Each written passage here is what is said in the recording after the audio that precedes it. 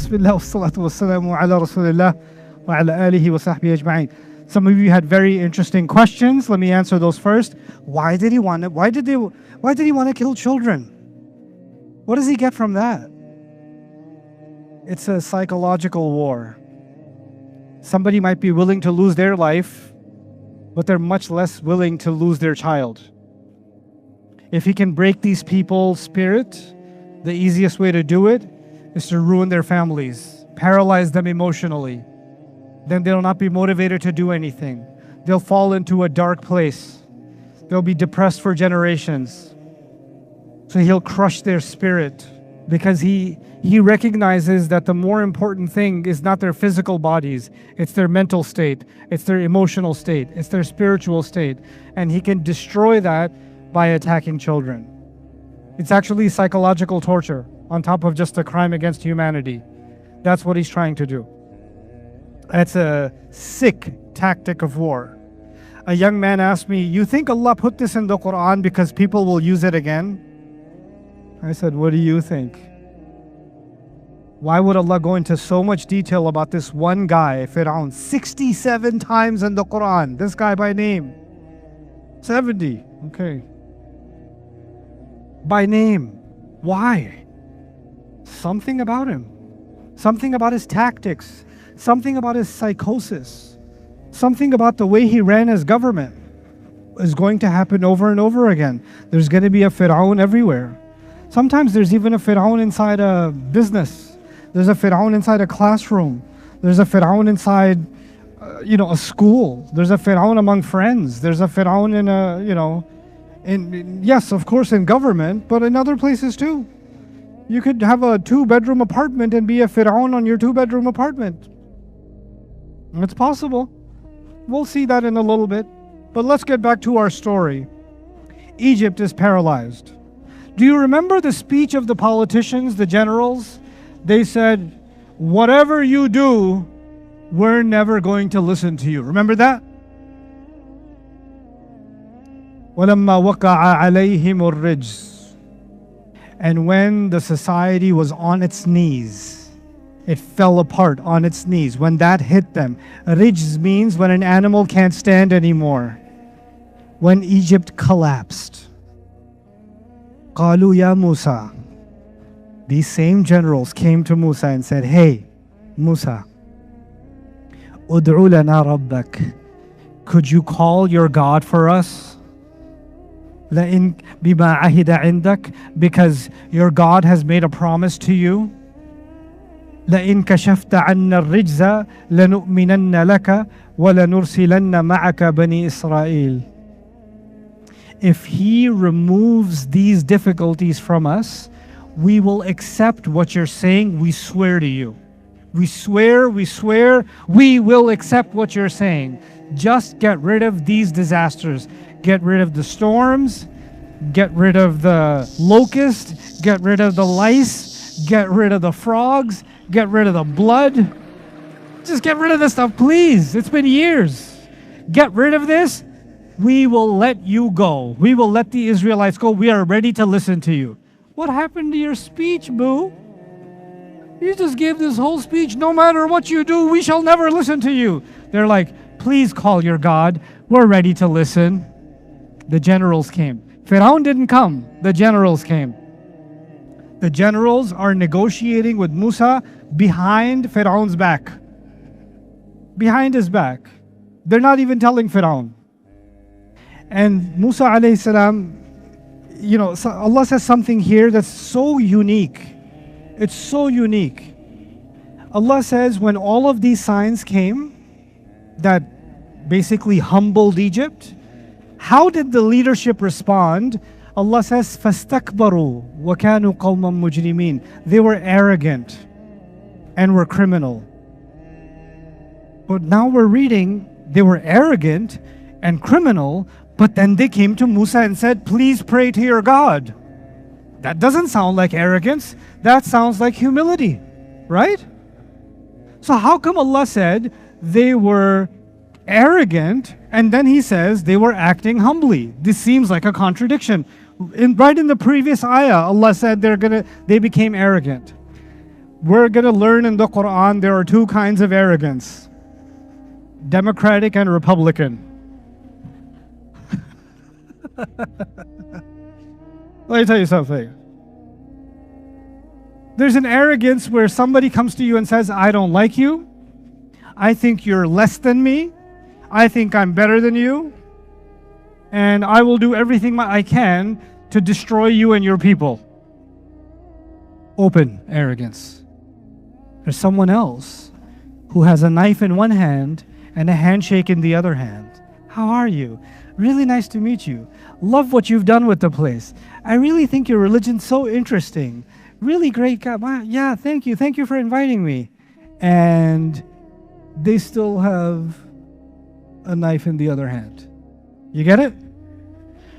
When these signs came, let's understand it from the politician's perspective, from the general's perspective. If I'm one of those generals, I'm thinking, man, this guy, Musa, and his God are for real. He's not going to stop until we give him what he wants. At least let's pretend to give him what he wants. Then this stuff will stop, and then we'll go back on our deal. At least have a ceasefire negotiation. We're not going to do it, but at least it'll look like we did it. And then we will get our end and we won't have to fulfill his end. So they come to Musa with a lot of pretend humility and say, pray to your God, whatever he can do to give us relief from these disasters. لَإِن كَشَفْتَ عَنَّا الرِّجْزَ لَنُؤْمِنَنَّ لَكَ وَلَنُرْسِلَنَّ مَعَكَ بَنِي إِسْرَائِيلَ. In other words, Allah is teaching us, it may look like humility, but it's still arrogance. It's still arrogance. There's different kinds of arrogance, right? And so, now, فَلَمَّا كَشَفْنَا عَنْهُمُ الرِّجْزَ إِلَىٰ أَجَلٍ هُمْ بَالِغُوهُ إِذَا هُمْ يَنْكُثُونَ. And whenever the disaster would stop, and the moment disaster stops, Allah did his part of the deal. Now it's time for you to let the Muslims go. They would say, where do you think you're going? You think you just leave like that? Get back in your cell. Get back in the cages. Get back in the containment area. You're slaves. Don't forget your place. They would go back on the deal. And this kept going on for years. But they know now that they're also scared of Musa. Because they know that the God of Musa brings very heavy disasters and is breaking Egypt. They needed something more to try to weaken Musa. They need something to weaken Musa. Imagine, Musa is the leader of a Muslim community that is actually living like slaves.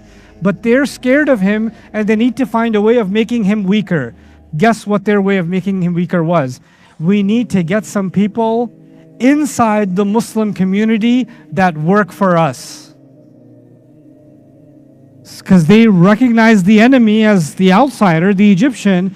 We need some people from inside the Muslim community. وَلَقَدْ أَرْسَلْنَا مُوسَى بِآيَاتِنَا وَسُلْطَانٍ مُبِينٍ إِلَى فِرْعَوْنَ وَهَامَانَ وَقَارُونَ فَقَالُوا سَاحِرٌ كَذَّابٌ. Allah says that Allah sent Musa alayhi salam to Pharaoh, Haman, both of them are Egyptian. Qarun is not Egyptian. Qarun was part of the Muslim community. He was from the Israelites. And they all said, he's a magician, he's just lying. He probably learned this magic, but he's not telling us the truth about where he got this magic from. So even inside the Muslim community, there's someone who's trying to create a campaign against Musa alayhi salam. Of course, Allah is teaching us that because there will never be any other Qarun in the Ummah ever that works for the enemy of Islam and tries to create division inside of Islam. Alhamdulillah, we've never had that problem anywhere in the Ummah. So, now,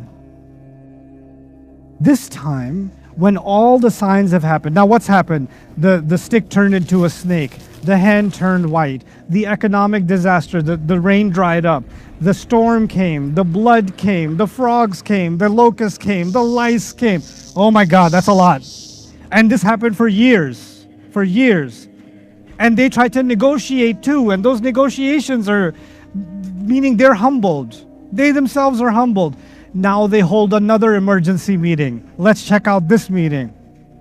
وَلَمَّا جَاءَهُمُ الْحَقُّ مِنْ عِنْدِنَا قَالُوا اقتلوا أبناء الذين آمنوا معه واستحيوا نساءهم. I think we should try again. Let's kill the children of those who believe with him. Listen carefully. Let's kill the children of those who believe with him. This is different from last time. Last time, there were two differences. Last time they said, let's kill Musa. This time they didn't say, let's kill Musa, because they're actually scared of Musa too now. The generals used to be the ones saying, let's kill Musa, and Pharaoh was saying, no, let's just kill the kids. This time the generals, because they've been negotiating with Musa, they're like, we know Musa is off limits, yeah? Let's kill the kids.